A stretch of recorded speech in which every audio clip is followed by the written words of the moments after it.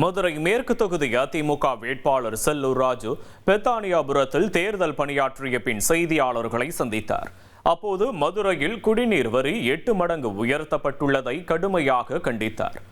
900 ரூபாய் கட்டியவர்களுக்கு 4800 ரூபாய் வரி விதிப்பது கண்டிக்கத்தக்கது என்று சாடிய அவர், தேர்தல் நேரத்தில் வழங்கப்பட்ட உதவி தொகைகளை இந்த வரி விதிப்பு மூலம் திமுக அரசு திரும்ப பெறுவதாக குற்றம் சாட்டினார்.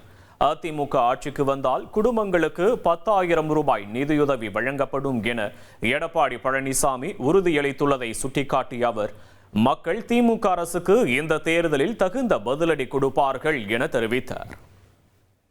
மக்கள் மத்தியில் மிகப்பெரிய மாற்றம் இருக்கு. இந்த ஆட்சி மாற்ற வேண்டும். ஆனால் எனக்கு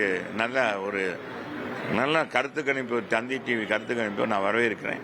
அதோடு கூடுதலாகவே எனக்கு வாக்களிப்பாங்கன்னு மக்கள் நம்புகிறேன். ஏன்னா எனக்கு 15 ஆண்டுகள் இந்த மக்களுக்காக உழைத்திருக்கேன். மதுரைக்கு எண்ணற்ற திட்டங்களை கொண்டு வந்திருக்கேன். தாகம் தீர்த்திருக்கேன். 40 ஆண்டுகளுக்கு குடிநீர் பிரச்சனை இல்லை என்ற வரலாற்றை நான் உருவாக்கி கொடுத்துருக்கேன்.